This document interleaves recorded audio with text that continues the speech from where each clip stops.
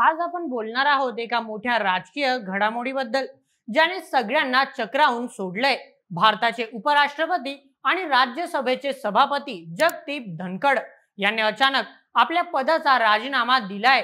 कारण त्यांनी सांगितलं आरोग्याच्या कारणांमुळे. पण हा राजीनामा इतका साधा सोपा आहे का, की यामागे काहीतरी मोठं राजकीय नाट्य आहे?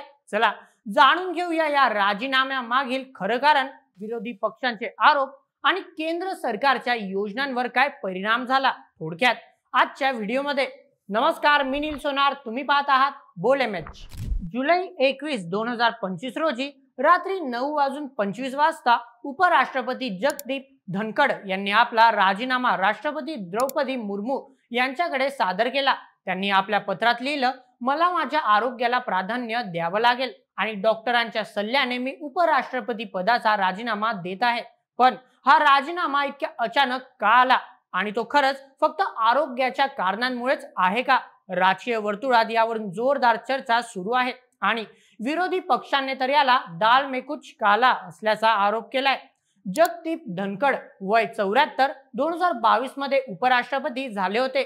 त्यांचा कार्यकाळ 2027 पर्यंत होता. पण संसदेच्या पावसाळी अधिवेशनाच्या पहिल्याच दिवशी त्यांनी राजीनामा दिला. यामुळे सगळ्यांनाच धक्का बसला. कारण त्याच दिवशी सकाळी धनखड यांनी राज्यसभेचं कामकाज चालवलं, नवीन खासदारांना शपथ दिली आणि एका मोठ्या निर्णयाची घोषणाही केली होती. त्यांनी 63 विरोधी पक्षांच्या खासदारांनी दिलेली नोटीस स्वीकारली, ज्यात अलाहाबाद उच्च न्यायालयाचे न्यायाधीश यशवंत वर्मा यांच्या हकालपट्टीची मागणी होती. या नोटीसमुळे केंद्र सरकारच्या योजनेवर पाणी फिरलं असं सांगितलं जात आहे. न्यायाधीश यशवंत वर्मा यांच्या घरी मोठ्या प्रमाणात रोख रक्कम सापडल्याचा आरोप आहे. यावरून विरोधी पक्षांनी त्यांच्या हकालपट्टीसाठी 63 खासदारांच्या स्वाक्षरीसह नोटीस सादर केली. धनखड यांनी ही नोटीस स्वीकारली आणि ती पुढे कारवाईसाठी पाठवली. पण याच गोष्टीने केंद्र सरकारला राग आला असं सूत्रांचं म्हणणं आहे. कारण केंद्र सरकार स्वतः यशवंत वर्मा यांच्या विरोधात लोकसभेत प्रस्ताव आणणार होतं आणि भ्रष्टाचाराविरोधी लढ्याचं श्रेय घेण्याच्या तयारीत होतं. धनखड यांनी विरोधी पक्षांची नोटीस स्वीकारल्याने सरकारचं हे नियोजन बिघडलं.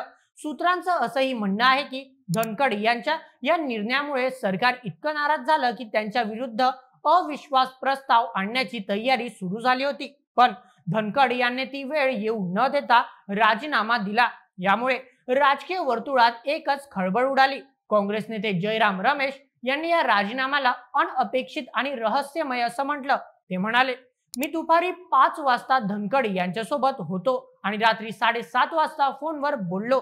त्यांनी काहीच संकेत दिले नव्हते. मग अचानक हा राजीनामा कसा? रमेश यांनी असंही सुचवलं की धनखड यांचा राजीनामा आरोग्याच्या कारणांपेक्षा काहीतरी मोठ्या राजकीय दबावाखाली आला आहे. काँग्रेसचे आणखी एक नेते मनीष तिवारी यांनी तर थेट सरकारवर निशाणा साधला. ते म्हणाले, हा राजीनामा इतक्या घाईत स्वीकारला गेला की यात काहीतरी गडबड आहे. गेल्या 15 तासात काय घडलं ते 146 कोटी भारतीयांना जाणून घ्यायचं आहे. शिवसेना उद्धव बाळासाहेब ठाकरे गटाच्या खासदार प्रियंका चतुर्वेदी यांनी सरकारला प्रश्न विचारला. त्या म्हणाल्या, धनखड साहेबांना भेटायला कोणताही भाजप नेते गेला नाही.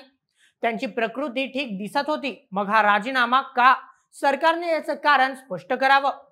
काँग्रेस अध्यक्ष मल्लिकार्जुन खरगे यांनी तर थेट दाल में कुछ काला है असल्याचा आरोप केला. ते म्हणाले, धनखड नेहमी भाजप आणि RSSच्या बाजूने बोलायचे. मग अचानक त्यांना राजीनामा द्यावा का लागला? यामागे काय लपलंय हे देशाला कळलं पाहिजे. जो अभी रिजाइन दिया है उपराष्ट्रपति ने, इससे पहले जो एकदम तुम्हारे आज अलग अलग मेंबर से मुलाकात हुई, इसमें कई सारे सवाल उठा रहे हैं, लेकिन सरकार की तरफ से कुछ कहना नहीं हो रहा है इसमें ना, कुछ जवाब नहीं दिया। नहीं, सरकार जवाब देना चाहिए, वो क्यों रिजाइन करे, कारण क्या है, इसके पीछे क्या राज है। हमको तो ऐसा दिख रहा है कि दाल में कुछ काला है, नहीं तो उनका हेल्थ भी ठीक है और वो अच्छे हमेशा अपनी वोकैबुलरी को ठीक रखते हैं। लेकिन हुआ क्या, वो हमेशा तो RSS और बीजेपी को इतना डिफेंड करते थे, शायद ही वो खुद RSS और बीजेपी के लोग नहीं करते थे। इतना उनका यानी निष्ठा लॉयल्टी उनके साथ थी। तो ऐसे वक्त में उन्होंने जो राजीनामा दिया है, इसके पीछे क्या है, कौन है और इसका कारण क्या है, देश को बताना चाहिए।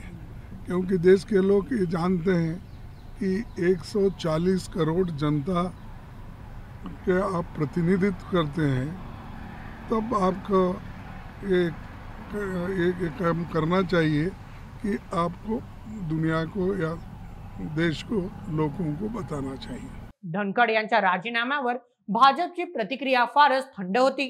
तब्बल 15 तासांनंतर पंतप्रधान नरेंद्र मोदी यांनी ट्विट केलं, जगदीप धनखड यांनी अनेक भूमिकांमध्ये देशाची सेवा केली, त्यांना उत्तम आरोग्यासाठी शुभेच्छा।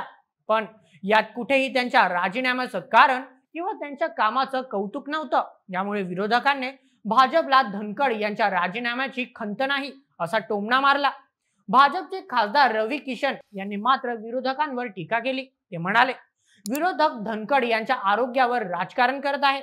डॉक्टरांनी त्यांना विश्रांतीचा सल्ला दिला आहे, त्यांच्या तब्येतीची काळजी घेणं महत्त्वाचं आहे।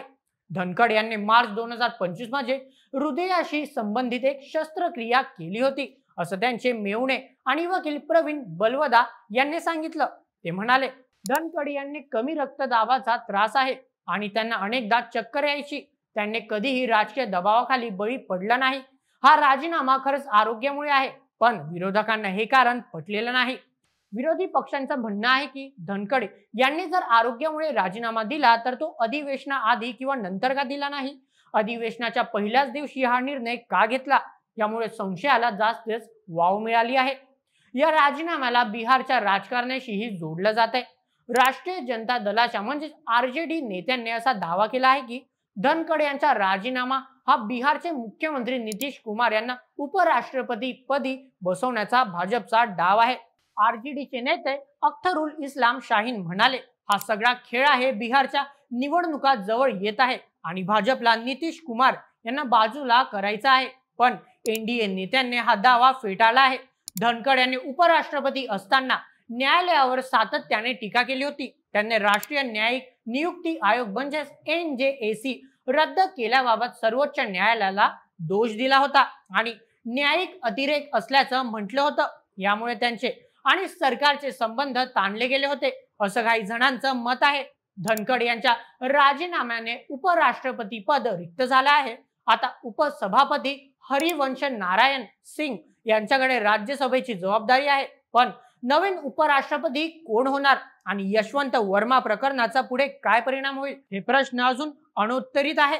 जर मित्रांनो, जगदीप धनखड यांच्या राजीनाम्याने राजकीय वर्तुळात खळबळ माजली आहे। आरोग्याचं कारण खरं आहे की यामागे राजकीय डावपेच आहे, विरोधी पक्षांचे आरोप आणि सरकारची चुप्पी, यामुळे हा विषय आणखीच रंजक झाला आहे। तुम्हाला काय वाटतं, तुमचे मत आम्हाला कमेंटमध्ये नक्की कळवा। तुम्हाला वाटतं का की बीजेपी किंवा सरकारमुळे त्यांनी राजीनामा दिला असेल? तुमचे मत कमेंटमध्ये आम्हाला नक्की कळवा आणि अशाच व्हिडिओंकरिता सबस्क्राइब करायला विसरू नका बोल MH आपल्या YouTube चॅनलला। धन्यवाद।